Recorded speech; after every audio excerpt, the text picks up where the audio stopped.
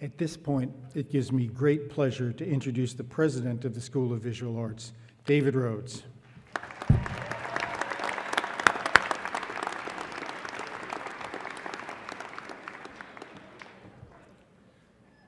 Good afternoon, and it is afternoon. Members of the board, honored guests, faculty, administration, parents, families, and most of all, soon-to-be graduates, I'd like to welcome you to SVA's 40th formal commencement exercise held in the honor of the class of 2015. There's someone on this dais who's actually been to all 40 of them. Richard?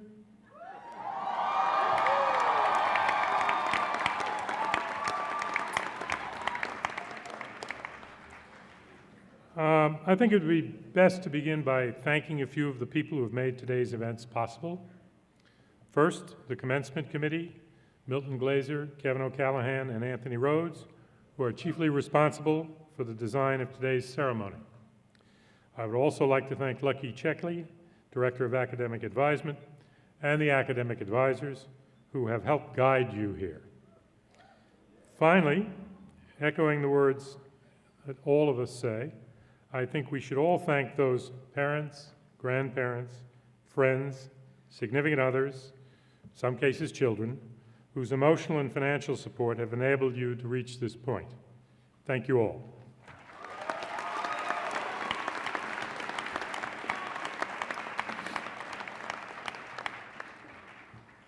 Formal education is at the core of economic progress.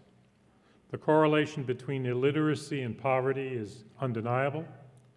The connection between average years of education and income, both individual and national, is uncontested.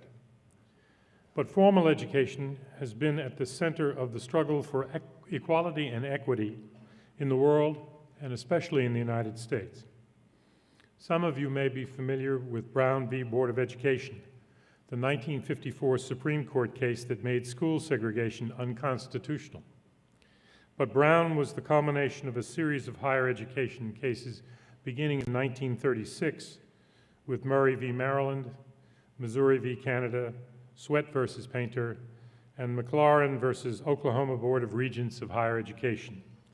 These higher education cases laid the predicate for the K-12 ruling in Brown. Public education, whether higher or kindergarten through 12th grade, has always been a contested area. The current contest centers around testing.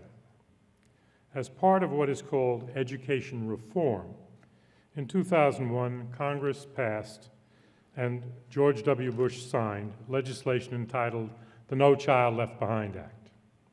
This was bipartisan, but by no means benign.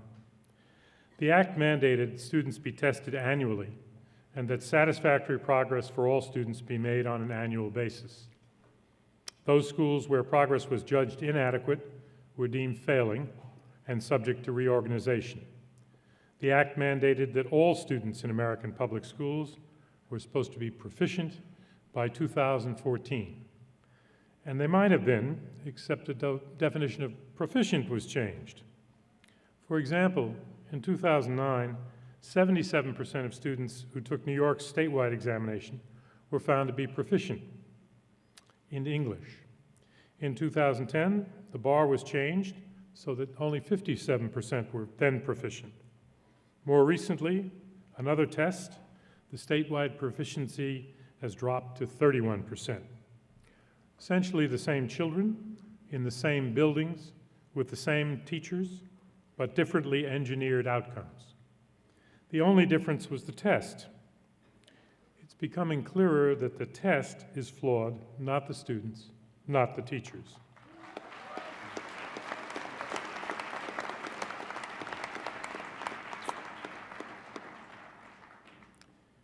And that those who assert that the test provides useful information are increasingly less credible, if not deluded.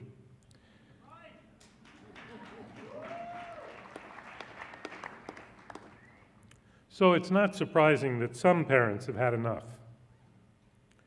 In New York State, which permits parents to opt their children out of the examinations. Approximately 200,000, or about 20% of those eligible, have done so this past April. This extraordinary act of non-cooperation seems unique in American educational history and may mark the beginning of the end of another depressing chapter in the seemingly endless school wars. Although this rather massive resistance to government dictates was largely underreported, it is nonetheless a fact that cannot be denied, nor ignored. But unlike earlier confrontations, the most recent one cannot be ignored by the politicians, because the parents leading this movement vote, and in large numbers. The test at issue take a full 2 weeks to administer. They are longer than the bar examination, which seems an undue burden for an 8-year-old child. But more important, the tests distort the educational process. It's incontrovertible that unless the tests are purely diagnostic, and thus of no stakes, teaching to the test is inevitable, because only 2 subjects are tested, English and math. All other subjects are undervalued. Time on them is reallocated toward English and math, and some subjects, notably science, art, and music, are often eliminated from the curriculum. Think about what your lives would be like without the arts. How many of you would have been here today if all you studied in school was English and math? How many of you would have thrived if the same examinations used to test elementary and secondary students were forced upon you as college students? These questions answer themselves. My hope for you is that while you are making the great work we expect of you, that you will also become committed citizens who will ensure that whatever gains for the arts that these New York parents are striving for will be secured, generalized, and expanded.